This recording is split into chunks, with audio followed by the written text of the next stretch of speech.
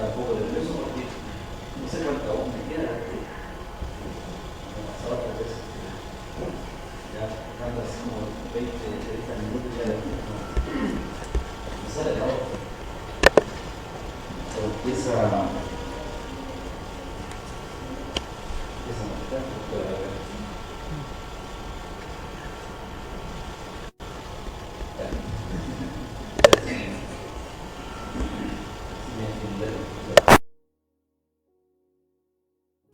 Que la gran temática con vida, con todo lo que implica la mañana,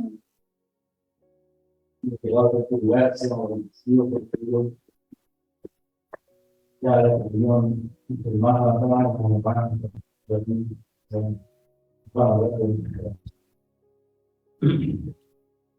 y eso es precioso, hermano, porque uno se va sintiendo reconfortado. Bueno, como todos saben, para los que no saben, quizás, el doctor Cristian anda en un retiro de pastores de la iglesia hermana, la iglesia presbiteriana hermana, y también un retiro con conversaciones, un retiro espiritual con temas administrativos y varios. Entonces esperamos que de esto pueda salir algo más que positivo, de bendición para todos, ¿no? Y siempre va a ser bueno compartir con otros hermanos, con otros pastores, con otras congregaciones. Muchas edificaciones. Bien, y nosotros, ayudados del Señor, vamos a aprovechar el tiempo que pasa muy rápido y vamos a meditar en 2 de Timoteo. Nuevo Testamento, 2 de Timoteo.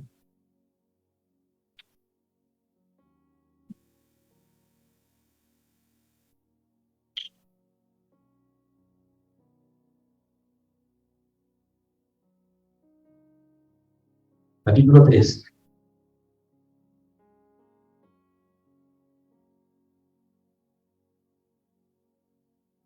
Segunda de Timoteo, capítulo 3, versos 1 al 5.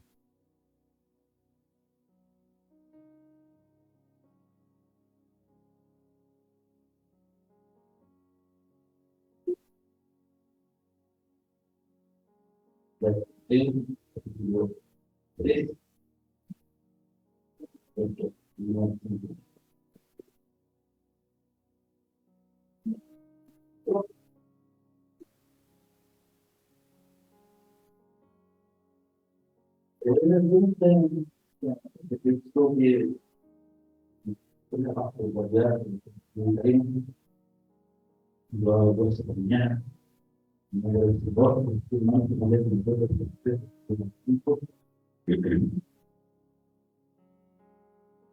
También debes saber que en los días vendrán tiempos peligrosos, que habrá hombres amadores de sí mismos, amados, van a regresar soberbios, blasfemos, desobedientes a los padres, ingratos, impíos, sin efecto natural, implacables, calumniadores, intemperantes, crueles, aborrecedores de lo bueno, traidores, impetuosos, infatuados, amadores de los deleites, lo más de Dios.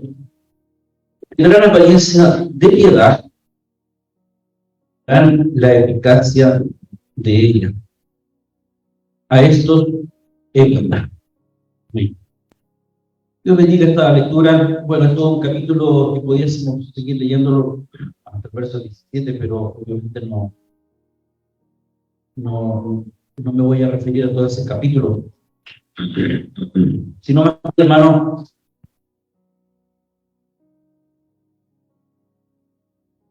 meditar algo que está acá, presente, me refiero a este tema, ¿no?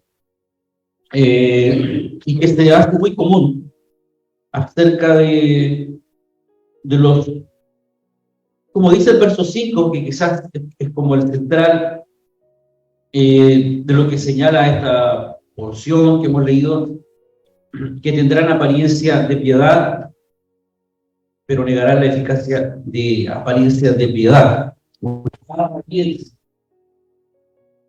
falsificadores de falsificación,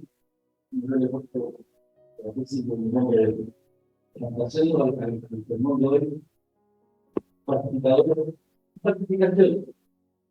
Y ver, hermano amado, que Pablo está viendo un poco el contexto, escribiendo ya la segunda epístola a Timoteo y escribiendo a él, dando gracias a Dios por todo lo que ha visto en Timoteo, en la iglesia, pero también dando una serie de instrucciones bíblicas para todos los creyentes. Por supuesto, también a Timoteo, encargado, y que cada vez sobresalía más y se iba eligiendo como un líder en la iglesia. Y de hecho, en una de las palabras de la epístola, esta epístola que hemos leído, le dice: lo que has oído de mí ante muchos testigos, esto encarga a hombres fieles que sean idóneos para enseñar también a otros. Por otro texto también que habla, que recuerdo cuando dice cuando le habla no solamente a los hermanos, sino que a la iglesia, dice que sean imitadores de él, como yo de Cristo. Uno puede decir que orgulloso, ¿no? Pero también en la seguridad, esta es la seguridad de Pablo, el no ponerse de ejemplo, pero sino más bien como ejemplo moral, pero sí, digamos, un ejemplo práctico de cómo él ha imitado a Cristo y que también tiene que hacer lo que él, en cierta medida, ha hecho. Ahora, ¿quién de nosotros, yo no me atrevo, pero quién de nosotros podrá decir hoy día, hermanos, imítenme a mí? Yo creo que me tira la fila por la cabeza y está comiendo algo, está tomando una agüita y me tira la pasta también por la cabeza, ¿no? ¿Cierto? Nunca. ¿Cómo se le ocurre imitarlo a usted? En todo caso, yo tampoco lo imitaría a usted. Bendito sea el Señor. Pero es así, ¿no es cierto? Es como difícil que podamos decir eso. Ahora sería como lo ideal, ¿cierto? Un hermano, un predicador, un pastor, que sea ejemplo. Entonces, obviamente la vara es gigantesca, pero tú entiendes que así como prosigue el blanco, que es el Señor, el supremo mandamiento, también estos ejemplos son válidos, por así decirlo, y pueden ser imitables. Y no solamente hablando de un liderazgo, sino que también imitable la conducta de cualquier hermano sencillo de la iglesia. Imitar su simplicidad, imitar su sinceridad, su transparencia, sus ganas de cantar, las ganas que le ponen para orar. Se puede imitar, podemos imitar el uno con el otro. Pero lo falso y las falsificaciones, cuando hablamos de este tema, lo vemos como algo escatológico, como un tema de tiempo final, y que es como que está tan final, como que todavía no nos va a pasar. Tan allá como que los postreros días, ¿cierto? Sí, así dice, los postreros días. Como que, bueno, como que uno mira para atrás o para adelante, no falta mucho. Todavía no llegan los postreros días. Pero resulta que ya en el día o en el momento en que Pablo escribe a Timoteo, ya está, o se entiende que son los postreros días. De hecho, Hebreos capítulo 1, los primeros versos habla acerca de Jesús, de cómo Dios habló, ¿cierto?, a las antiguas generaciones, a los antepasados, pero en estos días, en estos postreros días, ha hablado por Jesucristo. Entonces, a buen entendedor, en pocas palabras, entendemos que los postreros días serían en la primera venida, por así decirlo, de nuestro Señor Jesucristo, en adelante. El Señor Jesucristo, de alguna u otra manera, marca lo que serían los postreros días. Y es evidente también porque ahí está, él entrega su evangelio, y en estos días, una vez entregado su evangelio, se levantan estos falsificadores y las falsificaciones. para imitar su evangelio. Y estos falsificadores y falsificaciones se van haciendo normal. Nosotros los miramos de lejos, nosotros los miramos como que nunca nos va a tocar, porque pareciera que en nuestra cabeza tenemos, en nuestra imaginación tenemos un prototipo de falsificador, y es como que a lo mejor es como una persona que entra a la iglesia, que nadie lo conoce, y que se para con un traje que dice aquí falsificador, o con un sombrero y con un letrero que dice soy el falsificador y les vengo a predicar, que nadie lo va a recibir y que nadie le va a decir un amén a lo que predica. Como fácil de detectar.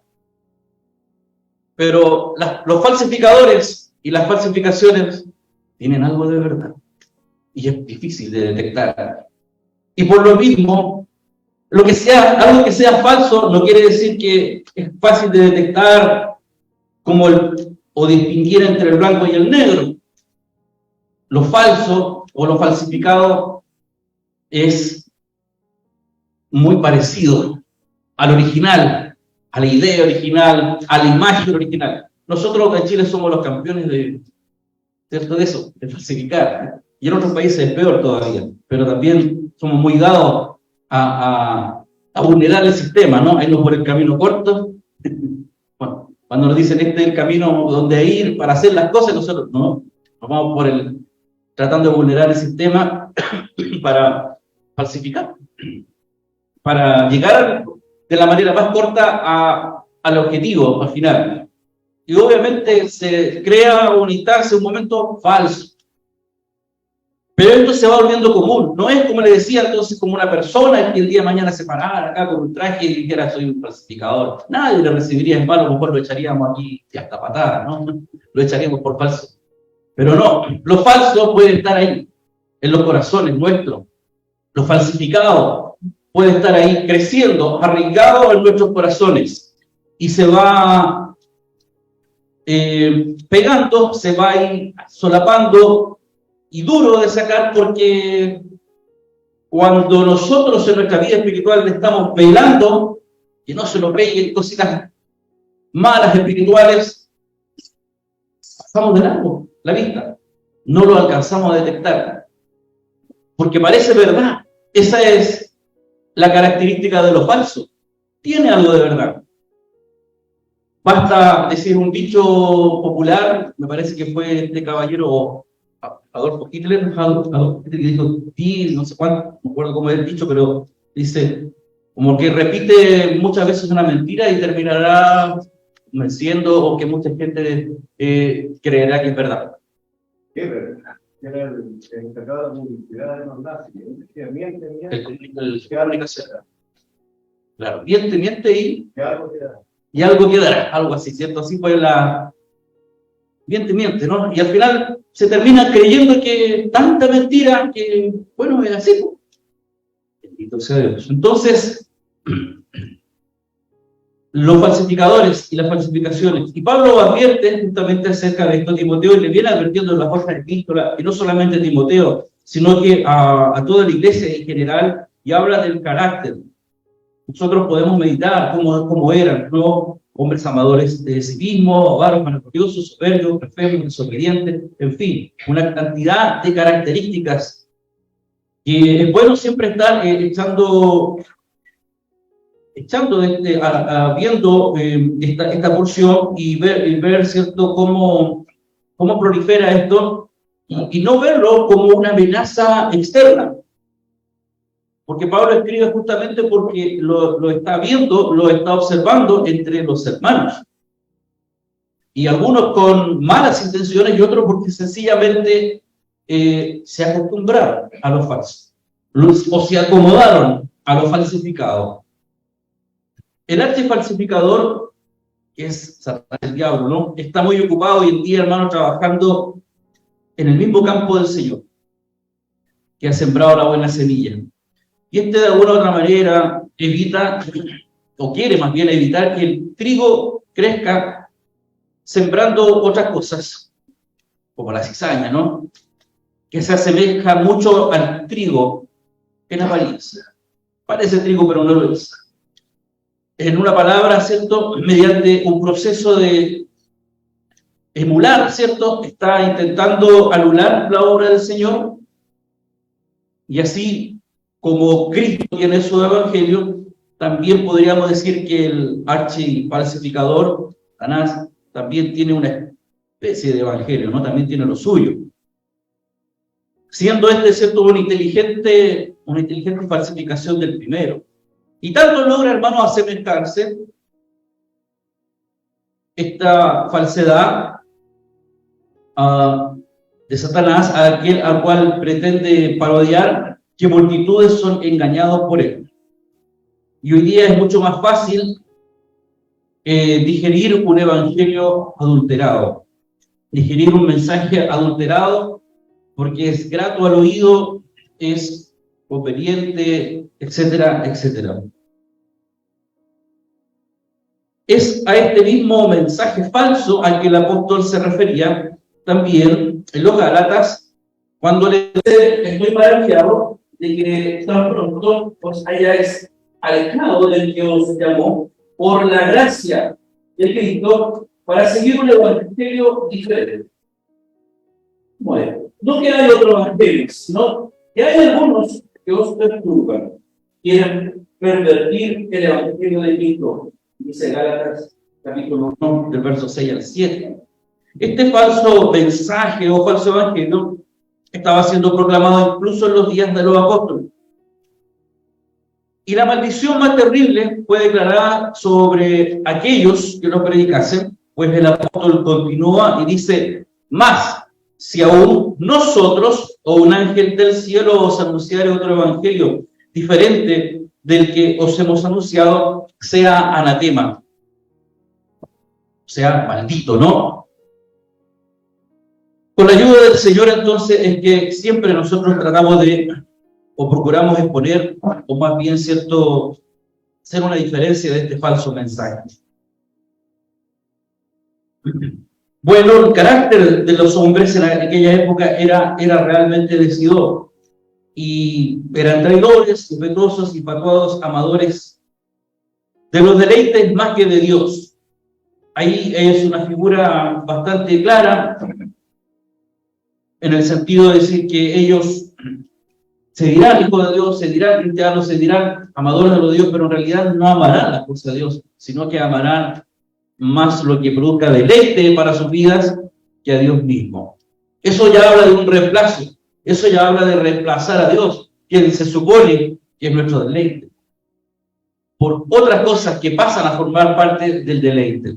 Es por eso que le digo que es fácil caer en un mensaje falsificado. No hace falta que venga alguien a predicarnos o a predicárnoslo o a decirnos. Nosotros mismos nos acomodamos a los falsos. Nosotros mismos, por nuestras mañas, por nuestra pereza o por nuestra tibia fe, nos acomodamos a un evangelio diferente. ¿Se da cuenta? No hace falta que venga aquí un pseudo enseñador y que haga la guerra con nosotros o se infiltre, ¿no? Y empiece a atornillar al revés, como decimos. No, nosotros mismos facilitamos la tarea y nos acomodamos a lo falsificado, a lo falso. Y llevamos un evangelio adulterado. Bendito sea el Señor. Este falso evangelio ya estaba siendo predicado en esa época. El mensaje falso, hermano, no es un sistema de principios revolucionarios, ni mucho menos un programa anárquico. No promueve guerra ni destrozo, sino que apunta a la unidad y a la paz. Entonces nadie acaba de empezar a decir: hermano, salgamos mañana a hacer una rodada y a pegarle a quien se nos cruce por la calle, como los grupos anárquicos, ¿no? Nadie va a predicar eso, porque ustedes no lo van a hacer, supongo, ¿cierto? No van a salir a la calle a hacer eso. Pero a lo mejor, en un falso mensaje de unidad y de paz, va a ir falsificando la verdadera unidad y la verdadera paz del Señor. Bendito sea Dios. No busca poner a la madre contra su hija, ni al padre contra su hijo, sino que fomenta el espíritu fraterno, ¿no? ¿Ves? ¿Te parece, no? Porque estas palabras son medias amigables, atractivas. busca fomentar, el falso mensaje busca fomentar también el espíritu fraterno, por lo cual la raza humana es considerada como una hermandad. ¿Ha escuchado realmente estos concilios de pastores? Sí que se ve, porque somos todos hermanos, todos hijos de Dios. ¡Ay! Tremenda caída, ¿cierto? Y tan fácil así, brotan esas palabras en estos TD.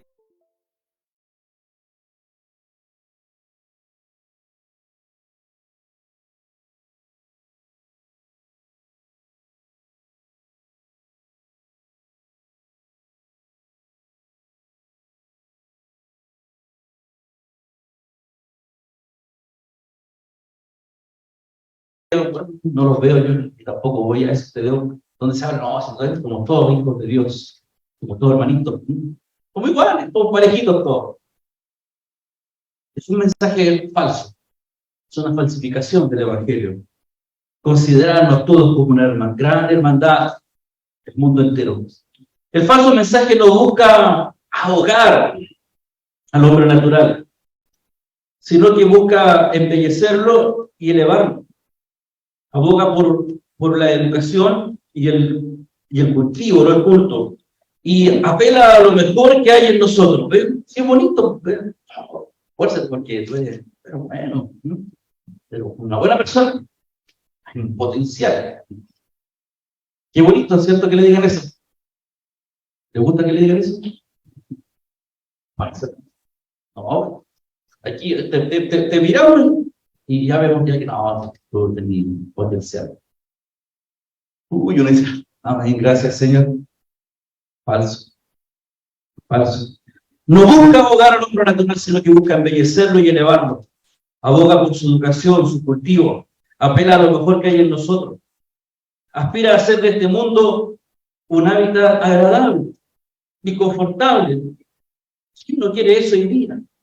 ¿Quién no quiere que este mundo sea agradable y confortable? De manera tal que tan agradable empieza a ser el mundo, tan agradable empieza a ser donde yo me desenvuelvo, disfruto tanto, soy feliz, que va a representar a Cristo. Así sencillo. Porque es tan lindo, es tan atractivo hacer esta actividad, esto que estoy haciendo, que me siento bien, me siento llenito, me siento pleno. Bueno, ¿y Cristo? Bendito sea el Señor. Busca en el fondo, aparece ser algo agradable, algo confortable lo que estoy haciendo, pero hay ausencia de Cristo. Ausencia de Cristo, ¿cierto? No se sienta, y en donde Dios no se ve. Se empeña en ocupar tanto al hombre con este mundo, de tal modo que no tenga tiempo ni inclinación alguna a pensar en el mundo venidero. Propaga principios de autosacrificio, de benevolencia y de caridad incluso, y nos enseña a vivir para el bien de los demás, a ser amables con todos. Apela fuertemente a una mente carnal y es popular entre las masas.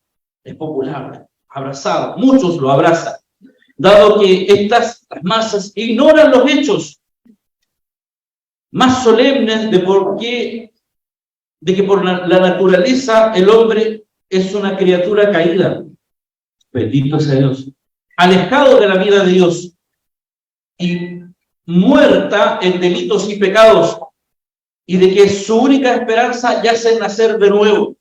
No es que con ese hombre viejo, como dice la Escritura, puede empezar a nutrirse, a cultivarse, a educarse, a llenarse de actividades atractivas para que entonces sea una buena persona. Y no ha nacido de nuevo. Hoy, ignorando nuestra naturaleza caída, alejados de la vida de Dios, muertos, ignorando que el mundo, las criaturas, ¿cierto?, están muertas en delitos y en pecados mientras Jesucristo no les dé la vida.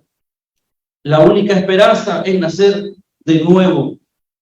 Bendito sea Dios. Solamente lo puede eso hacer en Jesucristo nuestro Señor. En contradicción con el Evangelio de Cristo, el mensaje falsificado enseña la salvación por obras, inculca la justificación ante Dios teniendo como base los méritos humanos y las frases típicas que se suelen decir y que nosotros de repente acuñamos, hermanos, porque también como que nos gustan. Sé bueno y haz el bien. Pero falla en reconocer que en la carne, en esta, en la suya y en la mía, no mora el bien. No hay nada bueno. Proclama la salvación por el carácter moral de uno, invirtiendo el orden de la palabra de Dios, en donde el carácter moral es presentado como un fruto de la salvación. No es que yo tenga un buen carácter moral, soy salvo. Carácter moral es fruto de que yo he sido salvado por el Señor, he sido transformado por el Señor. Falla en reconocer que la carne, ¿cierto?, no mora el bien. Sus diversas ramificaciones y organizaciones son muchas. La templanza, ¿no? Movimientos de carácter reformadores o de cambio. Ligas de cristianos, agrupaciones de cristianos, sociedades culturales, congresos de paz. Todos están abocados, quizás sin darse cuenta, a la proclamación de este mensaje falsificado. Salvación por obras. Buenas cosas que podemos hacer. Y la garantía justamente es el sustituto de Cristo. Ya se empieza a hablar de una pureza social en lugar de regeneración individual. Allá afuera, cuando digo afuera en el mundo, hay un tremendo dilema. Cuando hay un delincuente, ¿cierto?, y que comete fechorías, obviamente, ¿qué es lo que dice el mundo? Sobre todo la ideología que hoy día nos gobierna, es la culpa de la sociedad. La sociedad lo enfermó, la sociedad lo transformó en lo que hoy día es un delincuente. Puede ser, pero ¿qué dice el Evangelio? Que las responsabilidades son individuales, ¿cierto? Y si bien es cierto, así como hay muchos que la sociedad les ha inculcado ser malos, ser delincuentes, hay otros que no, que pueden, y hay muchos que han sido criados, enseñados en un ambiente hostil para las buenas obras, por así decirlo, la buena conducta, y sin embargo no se han contaminado. Bendito sea. Entonces, se habla, ¿cierto?, de este tipo de mensajes. Y se culpa en el fondo a la sociedad. Y al final no se requiere un cambio, más bien a este hombre viejo, a este hombre sin Cristo, a este hombre sin Dios, se pretende mejorarlo, se pretende hacerlo nuevo para poder hallar una paz universal. Y se reemplaza esta paz por la verdadera paz que nos da el príncipe de paz, que es nuestro Señor. Los falsificadores no son, como les decía, dueños de club nocturno o traficantes, bueno, algunos sí, obviamente, sino que más bien la mayoría son ministros ordenados.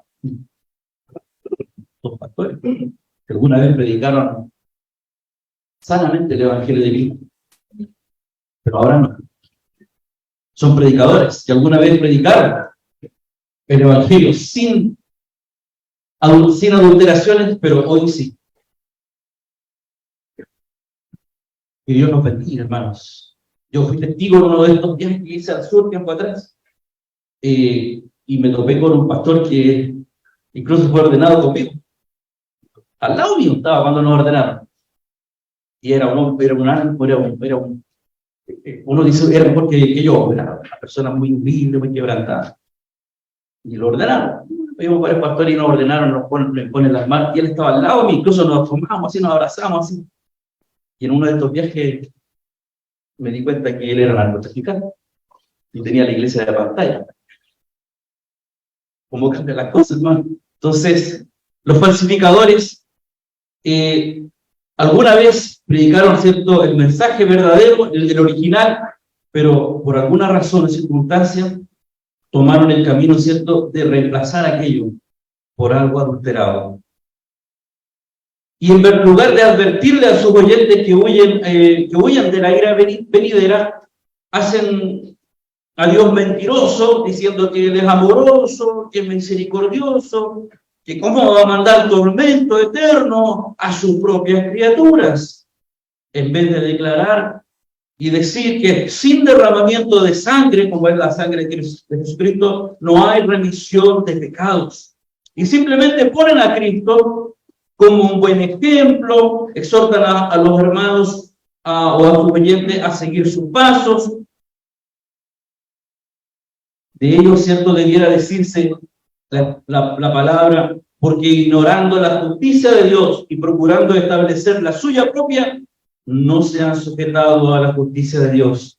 Lo que dice en Romanos capítulo 3, verso 10. Sus mensajes pueden sonar plausibles y sus objetivos parecen muy dignos de alabanza. Sin embargo, de ellos leemos, porque estos son falsos apóstoles, obreros fraudulentos, que se disfrazan, imitan como apóstoles de Cristo. Y no es maravilla, porque el mismo Satanás se disfraza como ángel de luz. Así que, hermano, no es extraño ni de sorprendernos si también sus ministros se disfrazan como ministros de justicia, cuyo fin será conforme a sus obras, dice 2 de Corintios capítulo 11, verso 13 al 15. Bendito sea Dios. Además del hecho de que hoy en día cientos de iglesias carecen de un líder que fielmente declare todo el consejo de Dios y presente su camino de salvación. También debemos afrontar el hecho adicional de que la mayoría de las personas en tales iglesias son muy improbables como para aprender la verdad. No escriben la Biblia, no son habidos a leerla, a escudriñarla, a compararla, como los hermanos de Betania, que eran más nobles. Berea, perdón, que eran más. Lo que decía, ¿no? Generalmente en estos hermanos no hay culto familiar, no hay una devoción familiar, donde la palabra de Dios pueda ser leída en las casas. Creo que de repente pasamos por ahí nosotros. Y definitivamente la Biblia va tomando un segundo plano en nuestros hogares.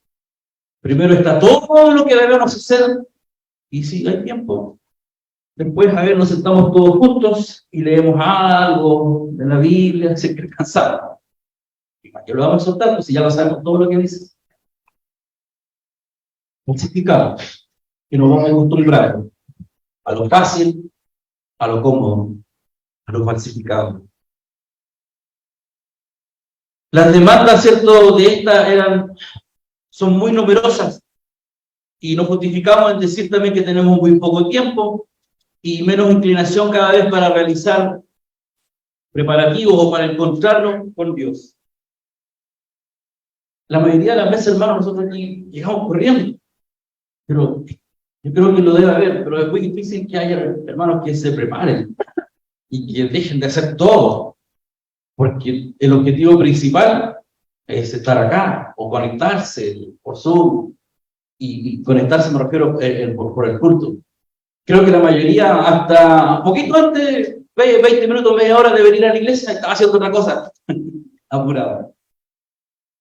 Y no había una preparación previa, una predisposición. Y eso se va haciendo cotidiano, normal. Bendito sea Dios.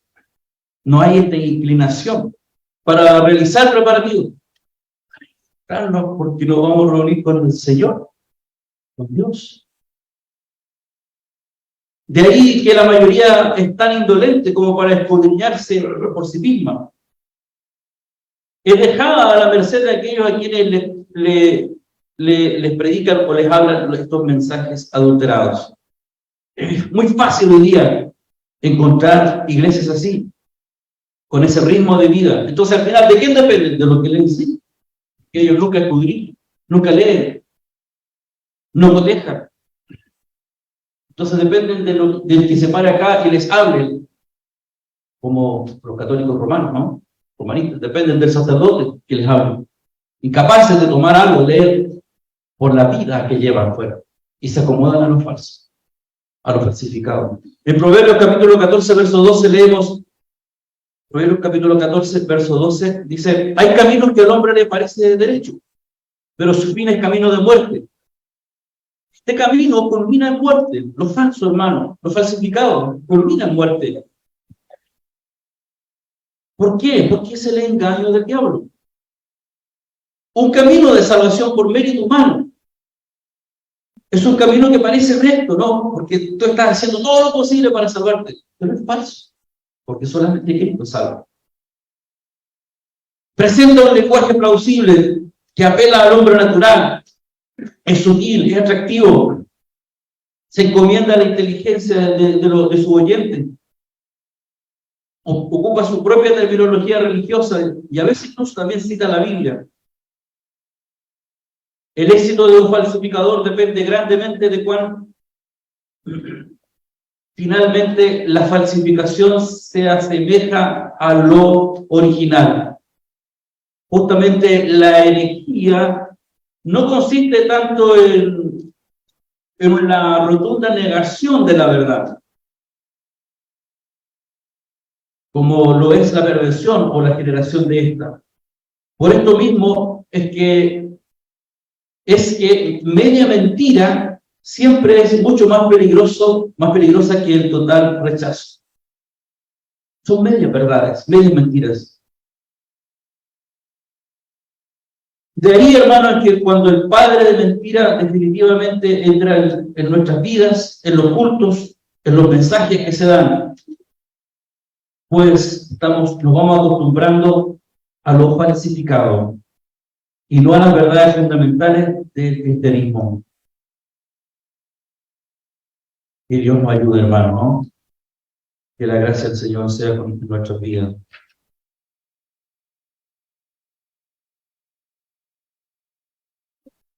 El mensaje falso no ha de ser tan torpe para proclamar que no crean en Dios. Habla de la existencia de Dios como algo seguro, pero procede de dar una falsa descripción de la persona de Dios.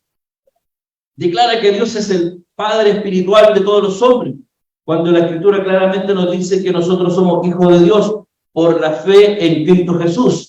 Así dice Gálatas capítulo 3, verso 26. Y que a todos los que le recibieron, a los que creen en su nombre, les dio potestad de ser hechos hijos de Dios. Así lo dice el Evangelio de San Juan capítulo 1, verso 12. Además dice que Dios es demasiado misericordioso como para alguna vez mandar a alguien al infierno, cuando Dios mismo lo ha declarado.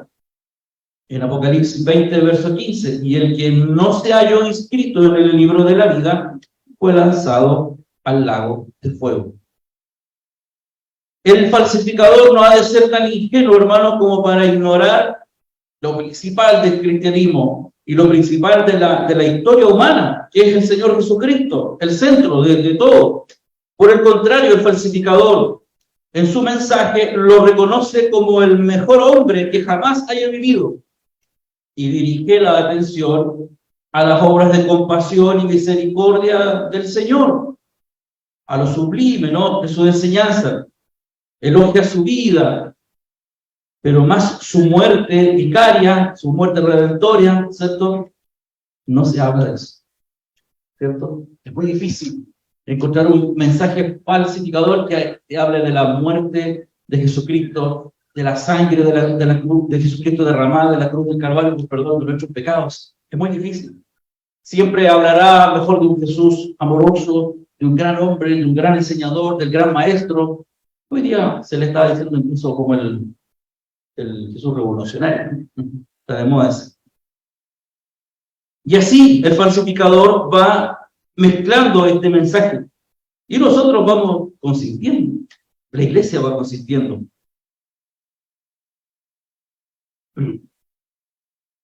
Incluso hasta llegar a decir que no, que tiene que haber algo por ahí, una revelación, algo escondido que todavía Dios no ha revelado, que permita creer que no habrá nadie lanzado al lago de fuego, ni irá a parar al infierno.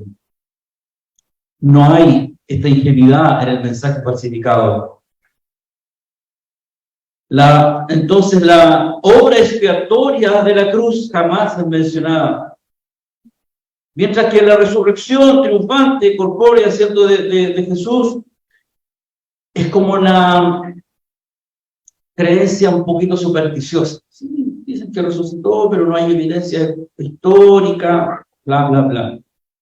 Es un evangelio sin derramamiento de sangre y presenta a un Cristo sin cruz, que es recibido no como Dios manifestado en carne, sino simplemente como el hombre ideal a seguir.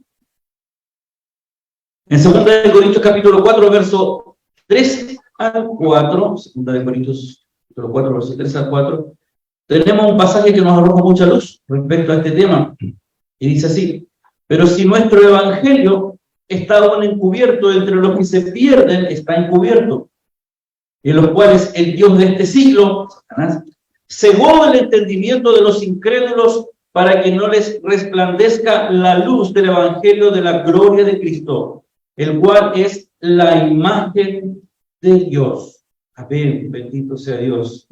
Ciega la mente de los incrédulos a través de ocultar la luz del evangelio de Cristo, y lo hace sustituyéndolo con su propio mensaje o evangelio. Y justamente se le llama Satanás, que significa el engañador, ¿no?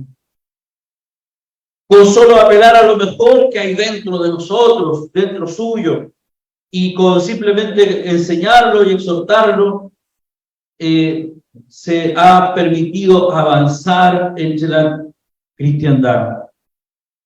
Nuevamente citamos Proverbios capítulo 14, verso 12, cuando dice: hay caminos que al hombre le parecen derechos, pero su fin es camino de muerte. Y se ha dicho que el camino al infierno, hermano, está pavimentado con buenas intenciones. En el infierno habrá muchos que comenzaron su vida con buenas intenciones, resoluciones honestas, lindos ideales, se han conducido justamente en sus asuntos y en negocio, han sido caritativos en todas sus formas, hombres que se enorgullecen de su integridad, pero que a la verdad buscaron justificarse a sí mismos con su falsa integridad. Se quisieron justificar delante de Dios por su propia justicia. Hombres que eran misericordiosos, magnánimos, pero que nunca han visto o se han visto a sí mismos como culpables, como perdidos, como pecadores, como merecedores del infierno y que necesitan un Salvador. Tal es el camino que parece derecho, tal es el camino que se encomiendan a sí mismos, a sus mentes carnales, y se recomiendan a sí mismos a las multitudes que hoy día son engañadas. Lo falsificado, el falsificador, el engaño, es que podemos ser salvos por nuestras propias obras y justificados delante de Dios mediante nuestros propios hechos, mientras que Dios en su palabra nos dice: por gracia sois salvos, por medio de la fe, no por obras, para que nadie se gloríe. Y otra vez dice, ¿cierto?, nos salvó no por obras de justicia que nosotros hubiéramos hecho, sino por su misericordia. Bendito sea el Señor. Frecuentemente esta clase de personas, cuando llegan a adultas, salen fuera por el mundo encontrándose con ataques de ateos e infieles, y se les dice que tal persona, tal Jesús de Nazaret jamás ha existido. Pero las impresiones vividas en la iglesia no se borran tan fácilmente y permanecen en aquellos que creyeron alguna vez en Jesucristo. Pero sin embargo, cuando su fe es examinada, muy a menudo se encuentra que aunque creen muchas cosas acerca de Jesús, en realidad no creen en Él. No sé si le ha pasado cuando te visita. A mí me pasó montones de veces. no es este lugar. Me pasó ese que visité a muchos hermanos que de alguna u otra manera tuvieron algunas dificultades y están fuera por distintas razones. ¿Y qué te motivó, hermano, a salir? No, esto no se justifica. Después usted lo va a ver en un mes o en un año más. ¿Y por qué estás así? Ni se acuerdan. Fue lo que les motivó a salir o a abandonar de la fe. ¿Sabes? Muchas veces. Yo creo que eso. Y le hablan, y conversan, y le citan texto. Y usted le va a hablar algo y ellos se adelantan y se lo responden. Usted le va a decir un texto y ellos se lo mencionan. Conocen mucho acerca de Jesucristo. El problema es que no le creen. No creen en Él. Conocen su evangelio, conocen la Biblia, conocen los versos, conocen el orden del culto, conocen la alabanza, las aplauden, se mueven. Pero no le creen al Señor. Con su cabeza creen que tal persona existió. Y por creer eso piensan que ya son salvos. Pero nunca han arrojado su vida delante del Señor. No se han rendido a Él. Y en realidad no creen en Él en sus corazones. ¿Por qué? Porque lo falso, lo falsificado, ya hizo presa en sus vidas. Se amoldaron, se acostumbraron a lo falso, al mensaje adulterado, a lo común, a lo fácil, que al final no pueden escapar de él.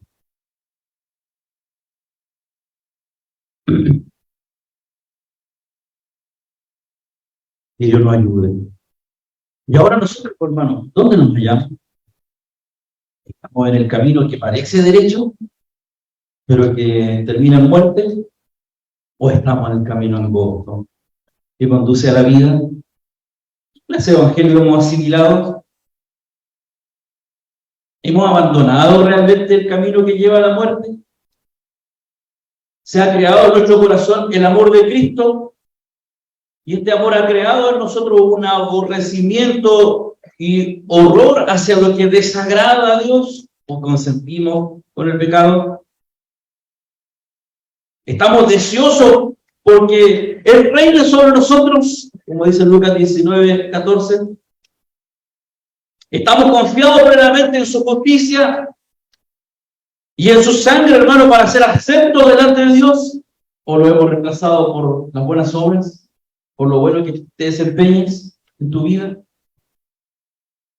Aquellos que están confiando en una forma externa de piedad, como por ejemplo incluso una ceremonia bautismal. No, si yo fui bautizado, y primero que usted, yo fui bautizado.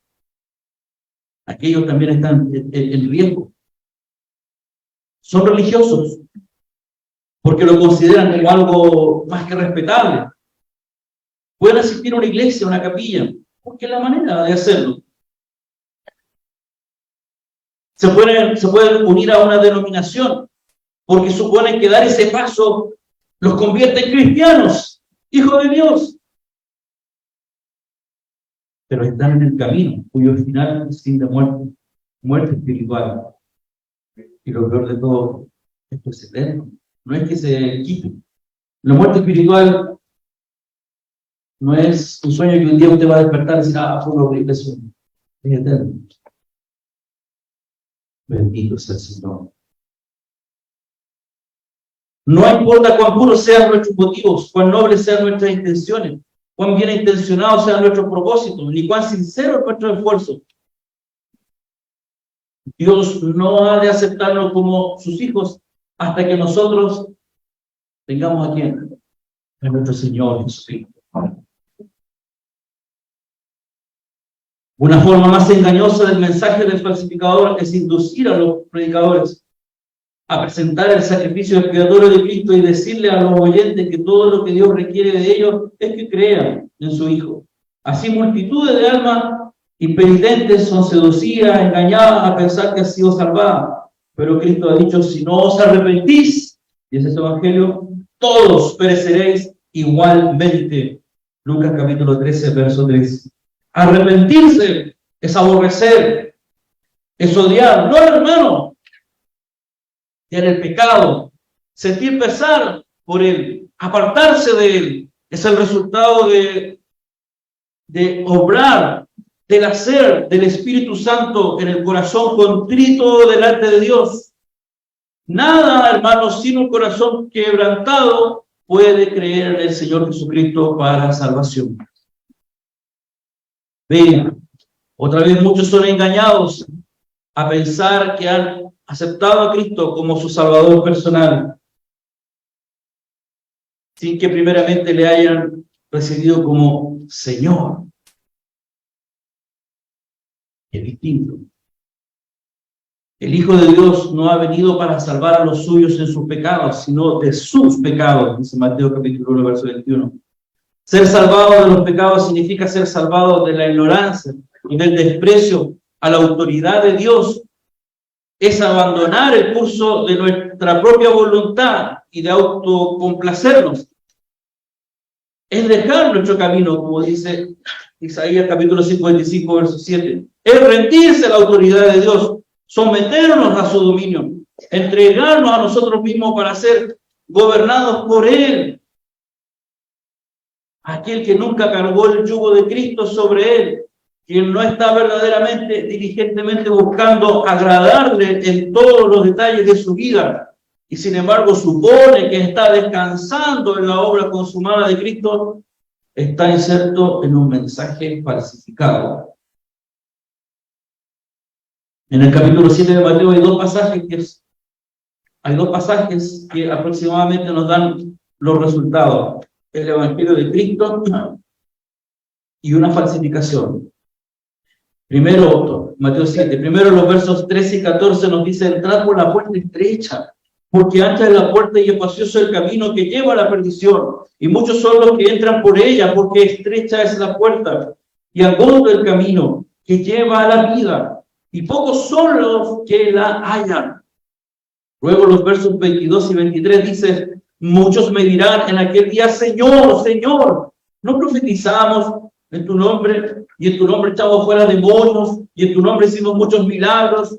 Y entonces le declararé: nunca os conocí, apartados de mí, hacedores de maldad.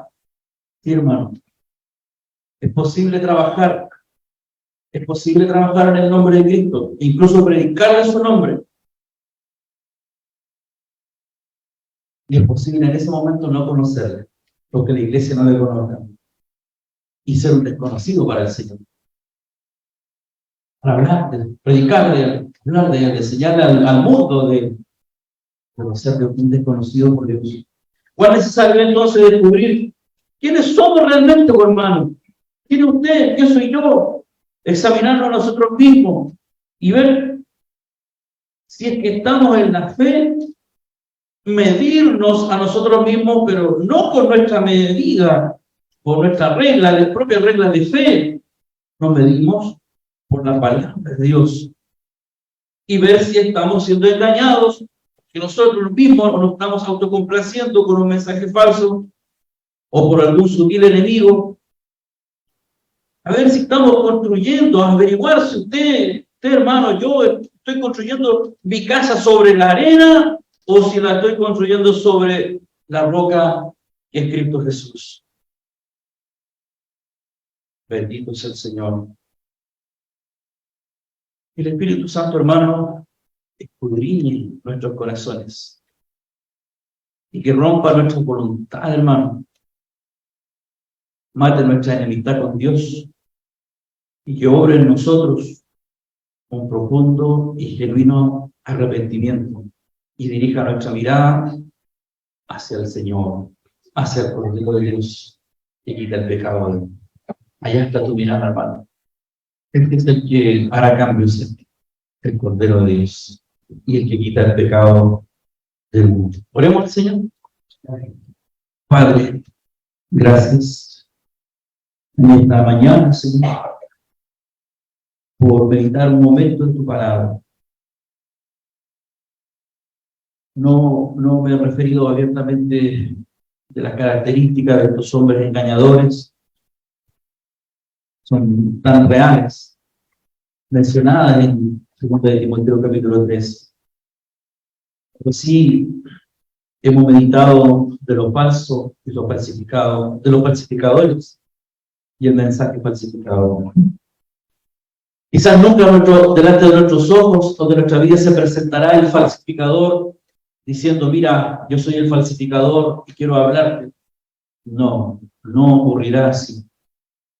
Esto vendrá escondido, vendrá audazmente disfrazado, y no quizás en la iglesia, no es quizás entre los predicadores de la congregación, quizás nosotros mismos. Abrazaremos un mensaje adulterado, adaptaremos nuestra fe a lo más fácil, llevaremos el evangelio lo más cómodo posible y sin darnos cuenta, en un 2x3 somos presa fácil del engaño y estamos tan cómodos, estamos tan a gusto, estamos tan quietos y creemos que esa quietud que tenemos es la paz de Dios.